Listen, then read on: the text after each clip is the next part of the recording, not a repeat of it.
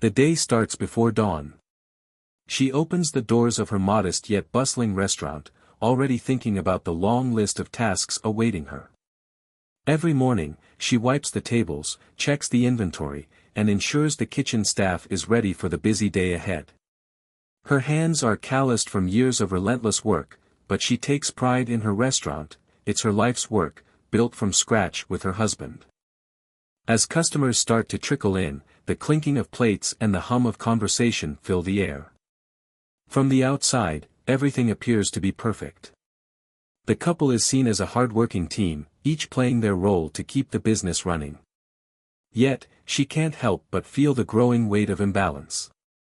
Her husband, once her partner in every sense of the word, now spends less and less time at the restaurant. While she sweats over the stove and deals with demanding customers, he excuses himself for business meetings.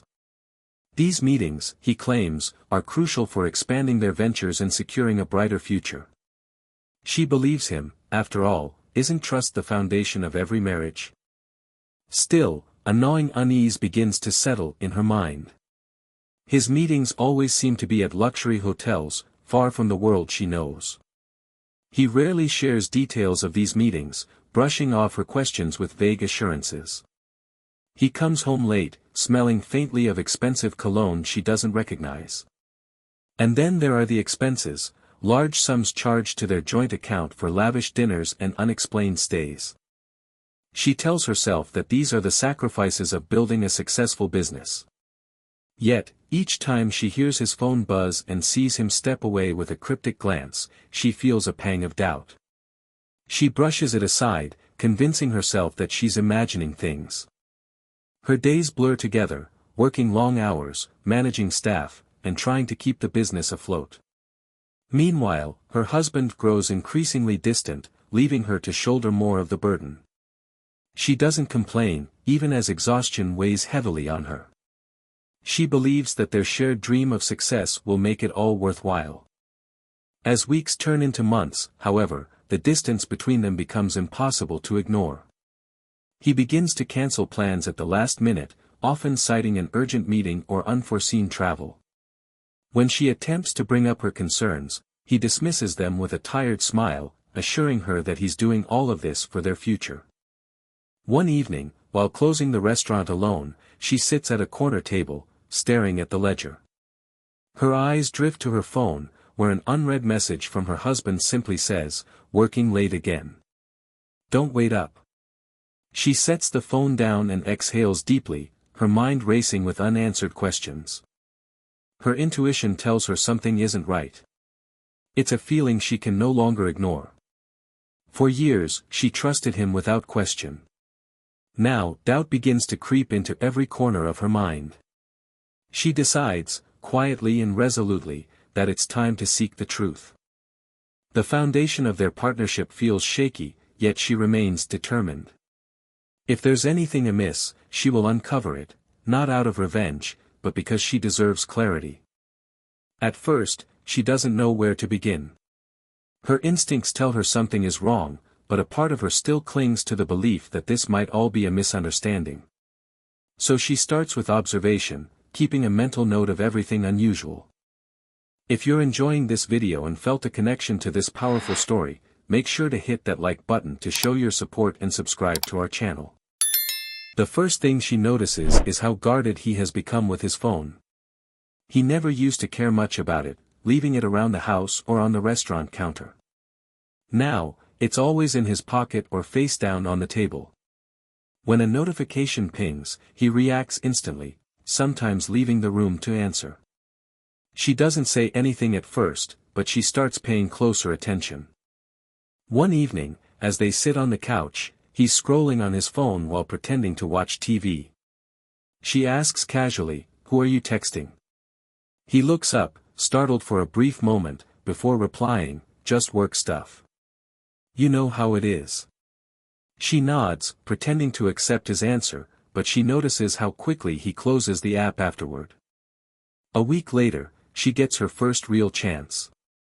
He's running late for one of his so-called business meetings and leaves his phone charging on the kitchen counter. Her hands tremble as she picks it up, hesitating for a moment. She knows this could confirm her worst fears or put her doubts to rest, but either way, she feels compelled to know. The phone is locked, but she remembers his passcode. It's their wedding anniversary. She swipes to unlock it, feeling a pang of irony. At first glance, everything seems normal. There are work-related emails and messages from clients. She starts scrolling further and finds a string of texts from a name she doesn't recognize, Sophie. The messages are brief but intimate. One text reads, "Last night was amazing. Can't wait for the next time."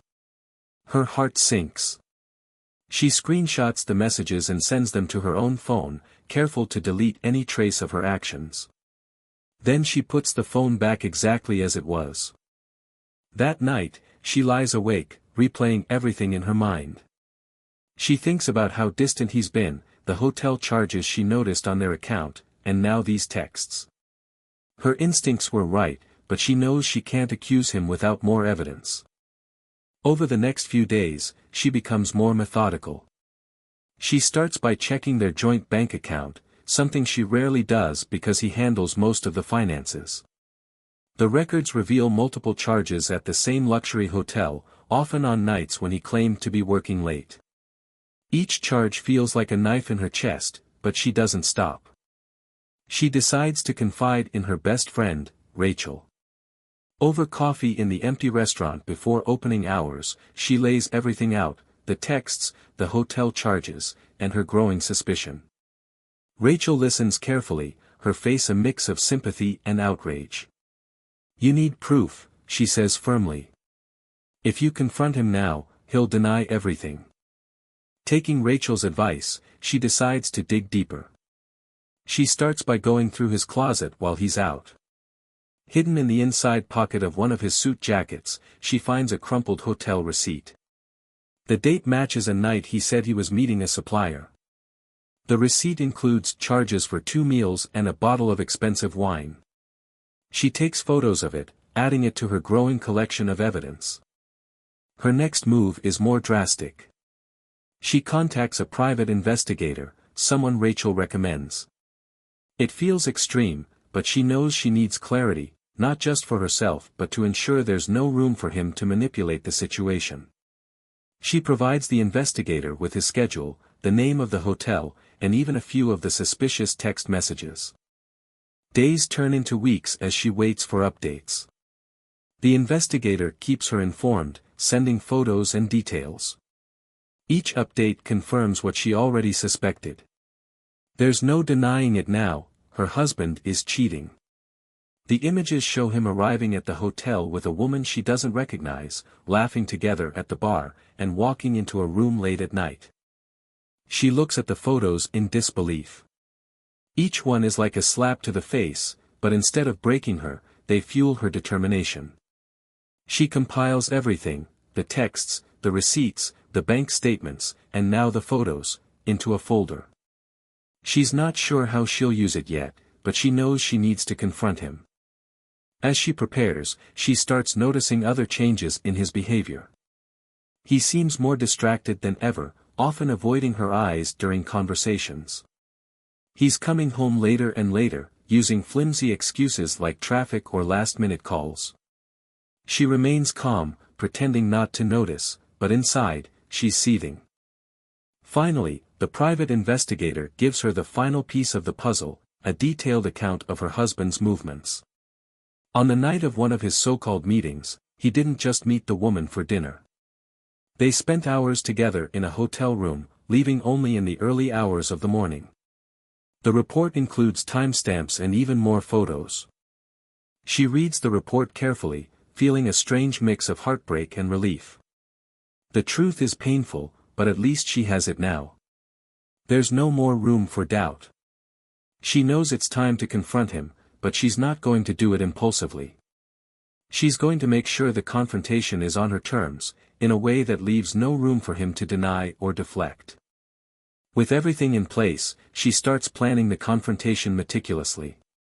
As the days pass after her discovery, she feels a mixture of overwhelming anger and cold, calculating focus. She tells herself that she will not let her emotions dictate her actions. This will be about regaining control, asserting her strength, and handling this situation with the precision that years of managing the restaurant have taught her. She is not about to let this betrayal destroy her life without a well-thought-out strategy. The first thing she does is ensure the time and place of the confrontation are meticulously chosen.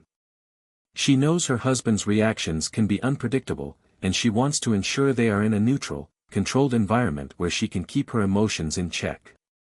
She decides that the best place for this confrontation is the small cafe they used to frequent before their lives became consumed by work and responsibilities.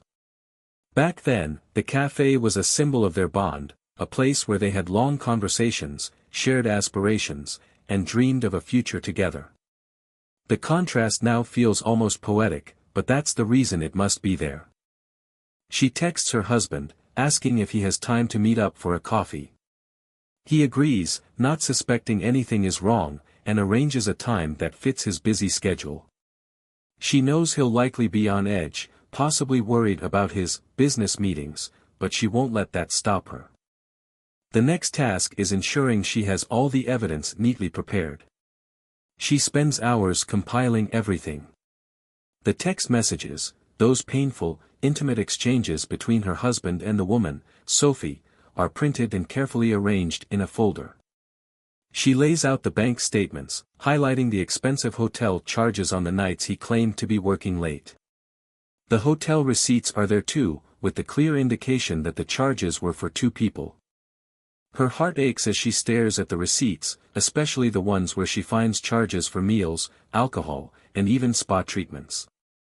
She runs her fingers over the paper, feeling as though the receipts are cutting into her soul, each one a reminder of the lies he's been telling. She forces herself to focus.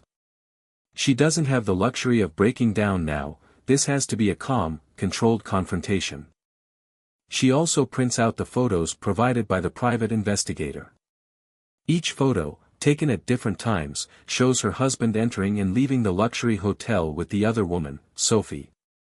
In one, he's smiling as he walks arm in arm with her, and in another, they're entering the hotel together. The images are devastating, but she forces herself to remain strong. The investigator's report, which includes details of their interactions, corroborates the images, providing undeniable proof of his betrayal. Her next step is to prepare for how to ask the questions. She knows her husband may try to deflect or manipulate the conversation, so she writes down a list of direct, straightforward questions that he won't be able to sidestep. She wants clarity. She needs him to face the consequences of his actions, and she won't allow him to make excuses. The questions are simple but piercing. Why did you lie to me about your meetings? How long has this been going on? Did you ever plan to tell me the truth, or was I always going to be kept in the dark? How does this change what we've built together? What happens now? She practices asking these questions in the mirror, making sure her voice is steady and calm. She doesn't want to sound like she's accusing him in anger, she wants to sound calm, collected, and authoritative. She repeats the questions until they come out perfectly, her tone cool and controlled. If you're still enjoying this video and felt a connection to this powerful story, make sure to hit that like button to show your support and subscribe to our channel. There's also the matter of recording the conversation. Though she feels uneasy about the idea of recording her husband, she knows it's the smart thing to do. If he denies everything or tries to manipulate the situation later, she'll have proof of what was said. The small recording device, a discreet piece of technology, will be placed in her purse. She can start it when the conversation begins, ensuring that everything is documented. It's a small measure of safety, one that makes her feel a little more secure as she prepares for what's to come. The day of the meeting arrives, and she feels a pit in her stomach. She's nervous but resolute. This is the day she takes back control, no matter how painful it is. She doesn't tell anyone, no one but Rachel knows what's going to happen. She doesn't want to show any signs of weakness, so she prepares herself physically and mentally. Her clothes are simple but elegant. Her makeup is done with care, not to impress him but to reinforce her strength. She wants to look like someone who's in control, even if inside she feels a little unsteady. The cafe is quiet when she arrives, and she chooses a table in the far corner. It's out of view from most of the cafe, but still close enough for her to see him when he arrives. The server recognizes her as a regular and asks if she's ready to order. She orders a tea, giving herself time to sit and think. The minutes stretch out as she waits.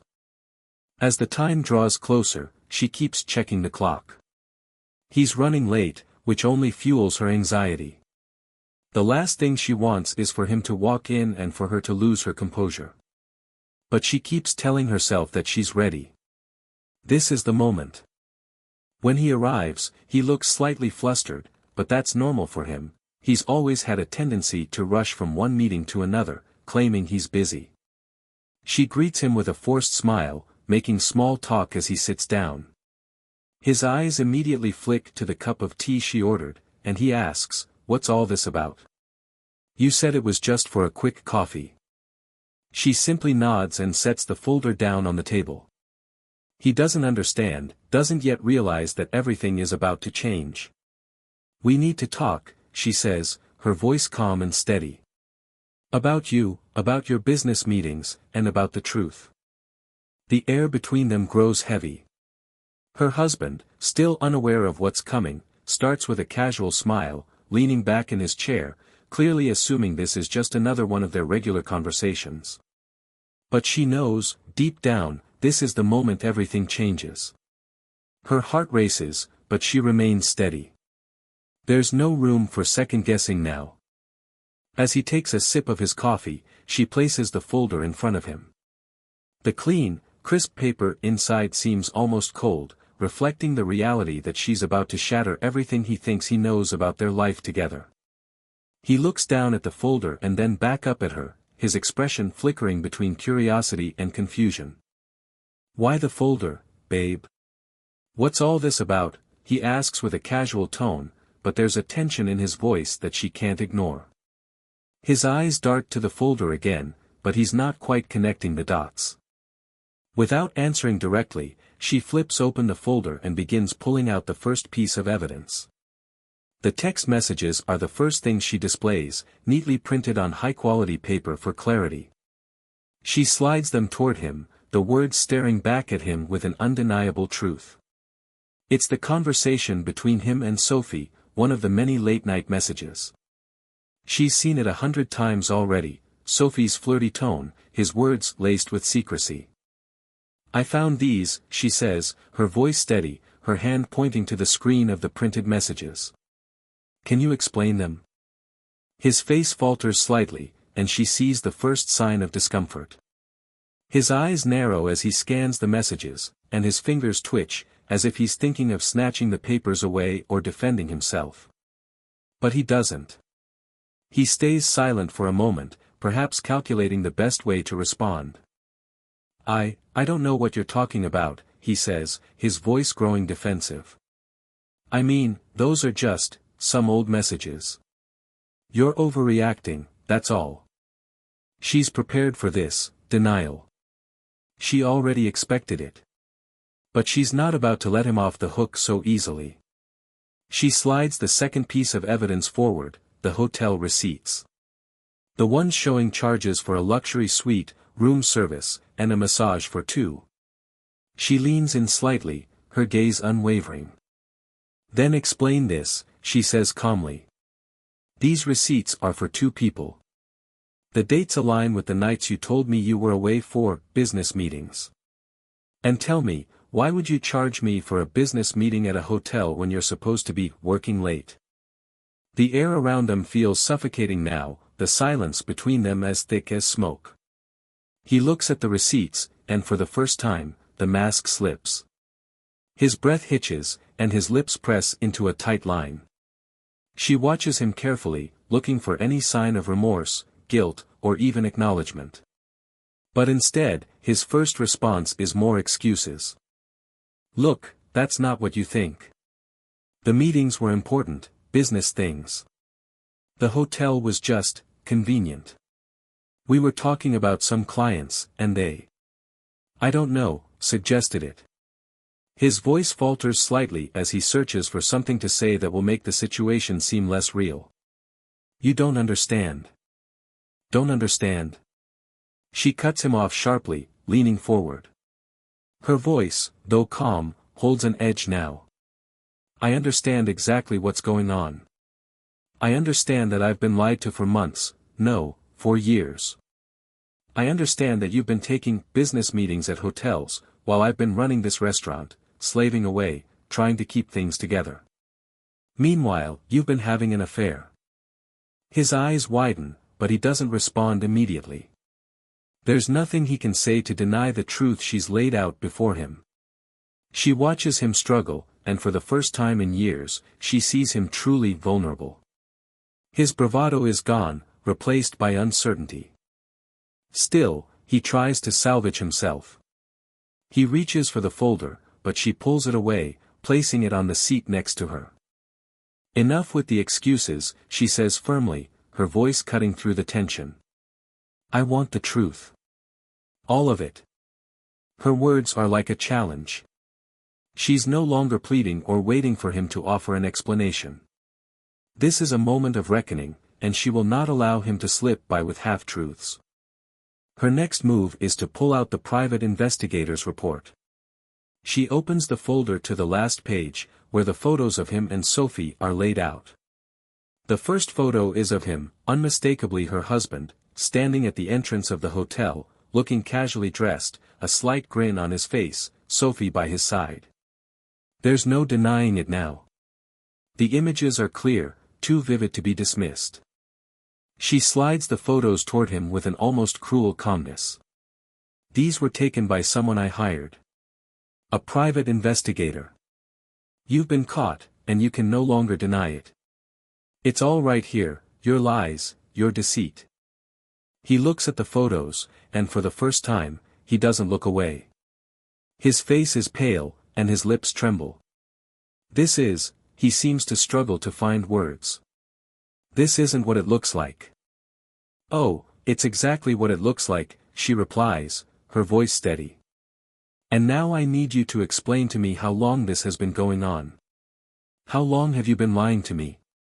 How many more lies have you told me? The room seems to shrink around them as she watches him wrestle with the consequences of his actions. She knows he's realizing that this is the end of the charade.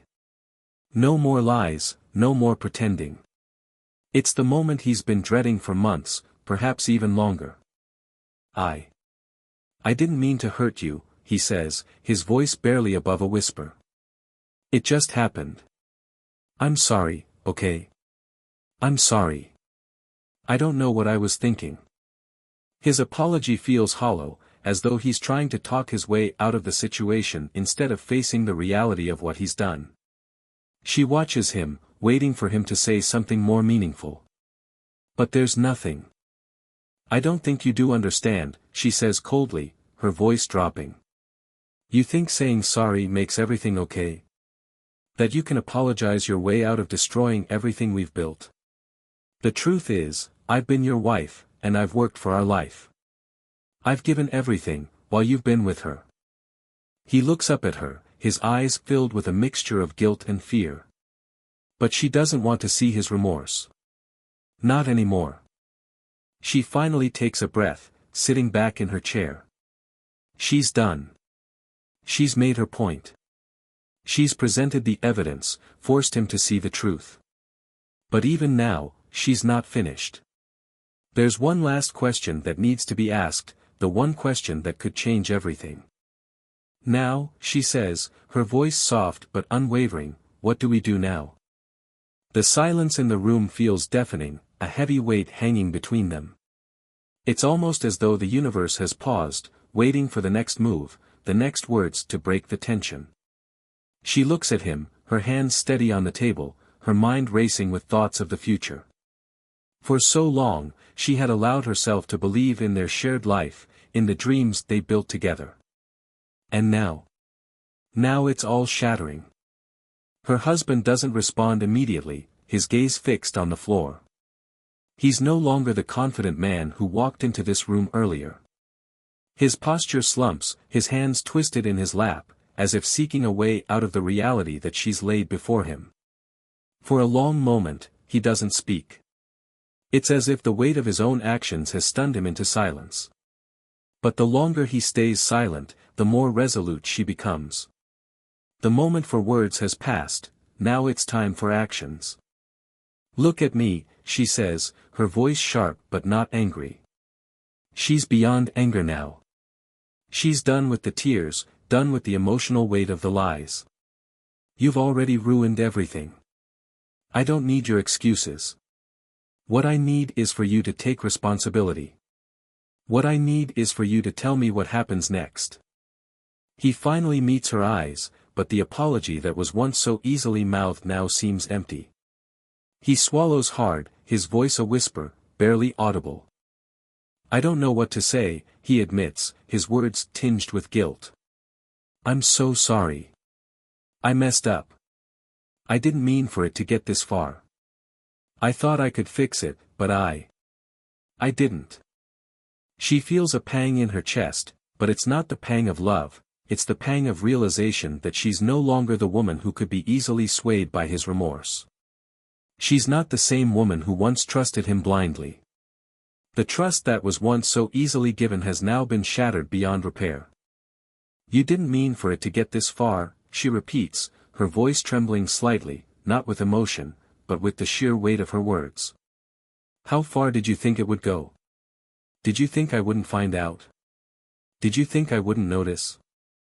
He stares at her, his lips parted as if he's about to speak but can't find the words.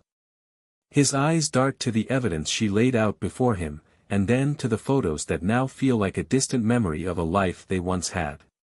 He looks at her as if searching for a way to repair the irreparable. She sees the fear in his eyes, fear of losing her, of losing everything. But that fear, it seems, comes too late. "I don't want your apology," she says, her voice cold. "I don't want your empty words. I want the truth. And the truth is, you've betrayed me. You've betrayed everything I've worked for, everything I've believed in. I'm done. I've had enough." She rises from the table, her chair scraping loudly against the floor, the sound piercing the heavy silence between them. She takes a few steps toward the window, her back turned to him, but she can feel his eyes on her, pleading, begging for another chance. She closes her eyes for a brief moment, gathering her thoughts, steadying her emotions. This is the moment she's been waiting for, the moment she decides what comes next. "I trusted you," she says, her voice softer now, the finality in her words unmistakable. "I believed in us. But you couldn't even be honest with me. You chose to lie, to sneak around, to break the vows we made to each other." She turns to face him, her eyes filled with a quiet strength. "I don't know who you are anymore. And I don't think I care to find out." Her husband stands up from his chair, a movement so swift it feels almost desperate. He takes a few steps toward her, reaching out as if to grab her arm, but she steps back, holding up a hand to stop him. "No," she says firmly, shaking her head. "Don't touch me." His hand hangs in the air, suspended between them, and for a brief moment, he just stands there, unsure of what to do next. His lips tremble as if he's about to speak, but no words come. She watches him, her eyes steady, her heart hardening with each passing second. "You're sorry," she repeats, her voice no longer holding any trace of sympathy. "But your apology is meaningless now. You've already made your choice. You've already betrayed me in every way possible. And I won't stand here and pretend like I can fix this. I won't keep lying to myself that we can somehow go back to how things were." Her husband, his face pale and eyes filled with guilt, takes a step back.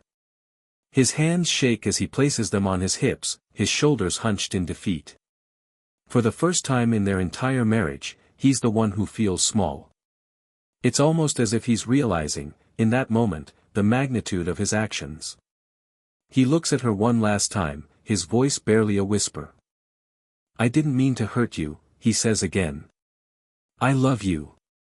Her lips curl into a faint, almost sad smile. Love isn't enough when you've already destroyed everything. Love doesn't fix broken trust, and it doesn't erase the pain you've caused. I've seen enough of your love to know it's a lie. She picks up her phone from the counter and calls the lawyer. The reality of her decision finally sinks in. This is the end. She feels a sense of relief that she's no longer bound by his lies, that she's no longer shackled to a man who doesn't value her. This is the moment of freedom. Goodbye, she says, her voice steady and calm, but resolute. She doesn't look back as she walks toward the door, her mind set on the next chapter of her life. The door closes softly behind her, and with that, the space between them grows wider than it ever had before. Her husband stands still, the weight of her departure sinking in with every passing second. His legs feel heavy as he stares at the door, as if waiting for her to come back, to change her mind, but deep down, he knows it's over. She's walked away, and it's not just her physical presence that's gone, it's the last ounce of respect she once had for him, the last shred of trust he had been clinging to. The silence in the room feels louder now, more suffocating. The photos on the table, the damning evidence of his infidelity, seem to mock him, their stillness an unspoken reminder of his failure. He had hoped that everything would return to normal, that this confrontation would somehow resolve itself with a few tears, some pleading words, and the promise of change. But the reality is far harsher. He was wrong. He had underestimated her, her strength, and her resolve. As he sinks back into the chair, he realizes the magnitude of the loss. Not just the loss of his wife, but the loss of himself. The man who stood before her, full of excuses and apologies, is not the man he once was. He's no longer the man she believed in, the man who could do no wrong. In the face of her truth, he's stripped bare, exposed for the selfish, deceitful person he has become. But there's no time to dwell on the past. There's only the present. His actions have led to this moment, and now he must face the consequences. The path ahead is uncertain. His marriage is over, and the life he thought he could continue leading has been irrevocably changed. The remorse he feels now is deep, but it won't bring her back. She's made her choice, and so has he. But hers was the final word. Meanwhile, she steps into the cool night air, her heart still racing but her mind calm. The city streets stretch before her, a world of possibilities that had seemed distant just hours ago. She knows the road ahead won't be easy, but it will be hers to walk. She feels lighter, as if shedding the weight of the past, as if she's finally free. Her phone rings, and without looking at the caller ID, she answers. It's the lawyer, confirming the details of their meeting tomorrow. The final step is in motion now. She'll begin the process of untangling her life from his, of rebuilding what was once so broken. She looks up at the sky, the stars shimmering faintly above. The journey isn't over. There's healing to be done, there are scars to tend to. But for the first time in what feels like years, she feels like she's moving forward. Walking down the path of reclaiming her life, with no more apologies, no more lies, just the truth. She knows there will be hard days ahead, but she's stronger than she's ever been. And that's something no one, not even him, can take away. The weight of her decision becomes clear. She's chosen herself, chosen a life where she no longer has to endure deceit or betrayal. The path ahead may be uncertain, but it's one she'll walk with newfound strength and purpose. Her journey of self-discovery and independence has only just begun. Her story is a reminder to us all that sometimes, the most painful decisions lead to the most powerful transformations. It's easy to feel trapped by the lies we tell ourselves or the promises others break, but just as she did, we can break free. The moment you decide to reclaim your truth, you unlock the power to shape your own future. So, if you've been inspired by her courage, remember, you are not alone. There is strength in the decisions you make, in the power to stand up for yourself, and in choosing a future that reflects who you truly are. Like her, you too can walk away from the past and embrace a future full of possibilities. If you've enjoyed this video and felt a connection to this powerful story, make sure to hit that like button to show your support. Subscribe to our channel for more deep, engaging, and empowering stories that remind us all that we have the power to take control of our lives. Don't forget to leave your thoughts in the comments. Let us know how this story resonated with you and if you've ever faced a moment of transformation in your own life. We'd love to hear from you. Thank you for watching. Stay strong, stay true to yourself, and remember, you always have the power to walk away from what no longer serves you and create the life you deserve. See you in the next video.